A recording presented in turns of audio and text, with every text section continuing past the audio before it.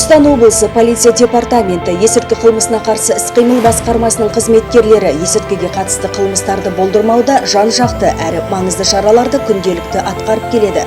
Қоғамдық қасіреттің алдын алу, есірткінің адам ағзасына зиян келтіретіндігін түсіндіру, сондай-ақ жастардың салауатты өмір салтын қалыптастыруға бағытталған жұмыстар күн тәртібінен түскен емес.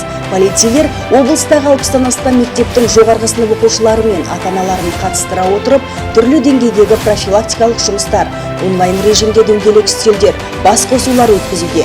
Жалпы мұндай шараларда ғасыр дерті саналған есірткіден аулақ жүру керектігі ескертіліп, қажетті кеңестер айтылады. Оған қоса есірткіге жол жоғыраны мен спорттық жарыстар, сурет салудан байқаулар ұйымдастырылып, жеңімпаздарға бағалы сыйлықтар берілуде. Облыс тұрғындарына арнайы логотипі бар тегін бетперделер таратылуда.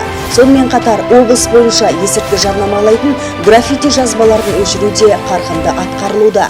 Нашақорлық бүкіл қоғамның қасіреті, болашағымызға қауіп төндіріп тұрған індет. Сондықтан ең қымбат өміріміздің есірткі қолданып құртылуына жол бермейік.